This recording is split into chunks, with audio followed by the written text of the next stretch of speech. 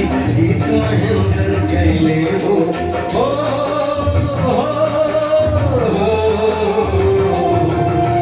राजेंद्र जी जयप्रकाश जी सूरज चांद हो गए हो सुर के साथ रहे भिखारी गीत महेंद्र गैले हो गीत महेंद्र गैले हो। और मेरे इंडियन जर्नलिस्ट एसोसिएशन का मानना है कि जो पत्रकार है उसको एक न्यूनतम शैक्षणिक योग्यता उसकी भी होती है, बैचलर ऑफ जर्नलिज्म उसको करना अनिवार्य होना चाहिए। ऐसे कोई नहीं है 8वीं पास पत्रकार हो गया, उसको संविधान का ज्ञान नहीं है, उसको लॉ की ज्ञान नहीं है और वो व्यक्ति पत्रकार बना हुआ माई गाड़ी लेके घूमता फिरता है। मेरा यह मांग है इस मंच के माध्यम से प्रदेश और केंद्र की सरकार से कि वो एक योग्यता न्यूनतम योग्यता निर्धारित करे, जिस न्यूनतम योग्यता को ग्रहण करने के बाद ही वो पत्रकार बन सके। और प्रदेश सरकार और केंद्र सरकार उन अखबारों को विज्ञापन जारी मत करें जो अपने संस्थान का पत्रकारों को आईडी कार्ड न दे, क्योंकि बहुत से संस्थान दैनिक जागरण, अमर उजाला, प्रभात खबर, हिंदुस्तान, ये सारे बड़े अखबार अपने ग्रामीण प्रतिनिधियों को कोई आईडी कार्ड नहीं देते हैं। उनसे समाचार चाहिए, उनसे विज्ञापन चाहिए, लेकिन उनको आईडी कार्ड नहीं देंगे। वो पत्रकार अपनी गरिमा को बनाकर तमाम तरह के सुरक्षा को झेलते हुए तमाम तरह के रिस्क को लेकर वो पत्रकारिता करता है। ये बहुत बड़ा गंभीर विषय है।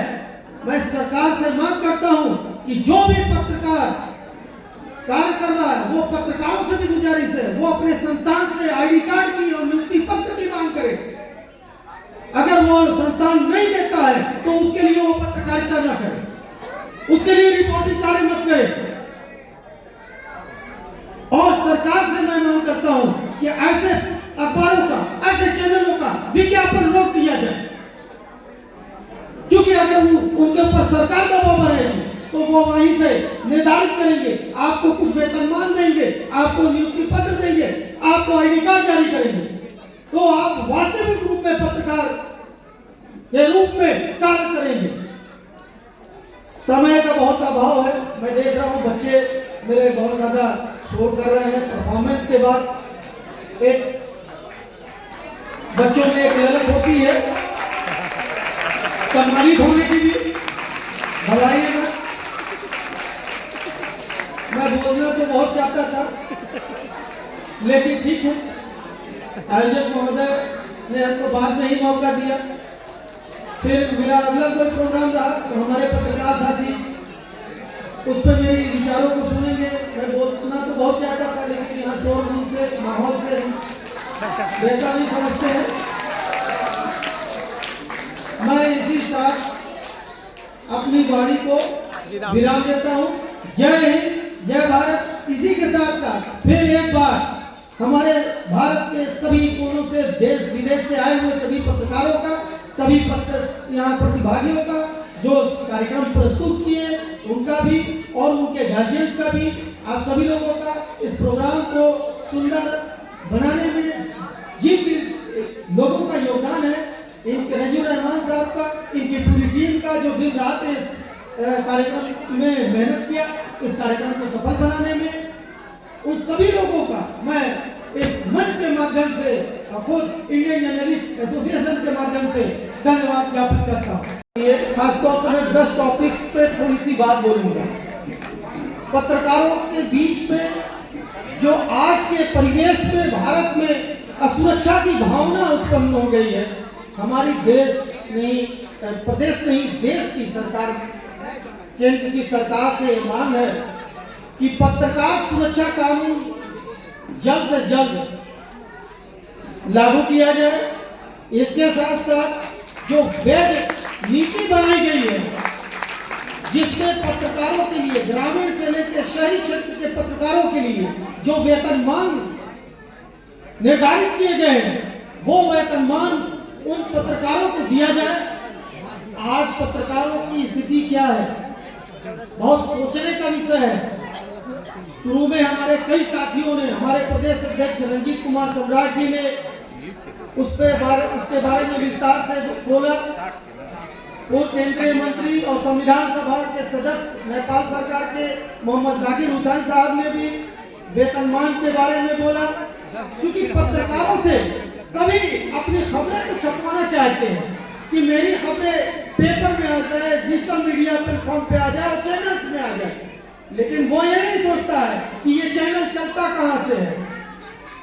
ये पत्रकार, इनके भी परिवार हैं, इनके भी बच्चे हैं। ये कैसे अपने बच्चों को अच्छी शिक्षा कैसे देंगे? ये किस संसाधन से चलेंगे? ये जो पेपर चला रहे हैं, जो वेब पोर्टल चला रहे हैं, यूट्यूब चैनल चला रहे हैं, इलेक्ट्रॉनिक मीडिया का संचालन कर रहे हैं, ये कैसे चलता है? वो चलता है विज्ञापन से। आप लोगों के थोड़े थोड़े जो विज्ञापन मिलते हैं उससे उस पत्रकार का परिवार भी चलता है और उससे वो संसाधन के रूप में वो पेपर या न्यूज पोर्टल भी चलता है। तीसरा, पत्रकारिता की गरिमा को बनाए रखना हम पत्रकारों का बहुत बड़ा कर्तव्य है कि पत्रकारिता की गरिमा को हम बनाए रखें। क्योंकि बहुत से ऐसे पत्रकार हैं जो खबरों को बनाकर और ब्लैक मेकिंग का कार्य करते हैं। वो ऐसा नहीं है कि ग्रामीण स्तर के पत्रकार करते हैं, शहरी क्षेत्र के पत्रकार नहीं करते।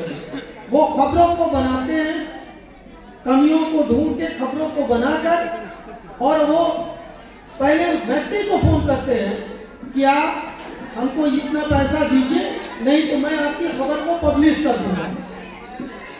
तो मेरा ये कहना है आप सभी लोगों से कि आप लोग इस तरह का कृत्य मत करें कि जिससे पत्रकारिता की गरिमा धूमिल हो। पत्रकारिता की गरिमा को बनाए रखना, क्योंकि हम देश के चौथे स्तंभ हैं, ये बहुत बड़ी चीज है। हम अपनी अहमियत को सिर्फ समझें। क्योंकि देखिए, भारत के जो 3 अंग है, कार्यपालिका, न्यायपालिका और विधायिका, ये तो सरकार और प्रशासन और न्यायपालिका भी, ये सभी जनता के पैसे से लेके कर्तव्य निष्ठा का कार्य करते हैं। लेकिन एक पत्रकार ही है कि जो बिना किसी सैलरी के, बिना किसी वेतनमान के, निष्पक्ष और निर्भीक पत्रकारिता के माध्यम से आज इस पूरे देश को संचालित कर रहा है। हमें गर्व है कि हम पत्रकार हैं और हमें यह भी गर्व है कि आप सभी यहाँ पे बैठे हुए पत्रकार साथी इंडियन जर्नलिस्ट एसोसिएशन के सदस्य हैं। मैं गारंटी के साथ कह सकता हूँ कि हमारा यहाँ पे बैठा हुआ जो भी पत्रकार साथी है वो साफ और स्वच्छ छवि का है। इसके साथ साथ डिजिटल मीडिया कानून बनाने की मांग इस प्लेटफॉर्म के माध्यम से, इस मंच के माध्यम से हम केंद्र सरकार से मांग करते हैं कि डिजिटल मीडिया की जो है एक कानून बनाई जाए। डिजिटल मीडिया यानी सोशल मीडिया।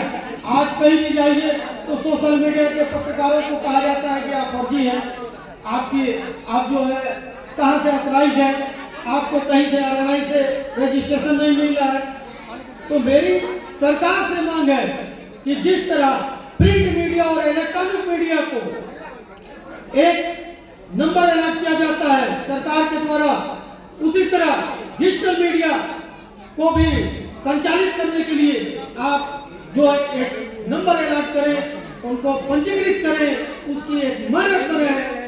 उसके साथ साथ सरकार एक पत्रकार रजिस्टर बनाए जिसमें हर जिले के पत्रकारों का, चाहे वो किसी भी चैनल का हो, किसी भी प्रिंट मीडिया का हो, किसी भी न्यूज पोर्टल का हो, उनका एक डाटाबेस हो।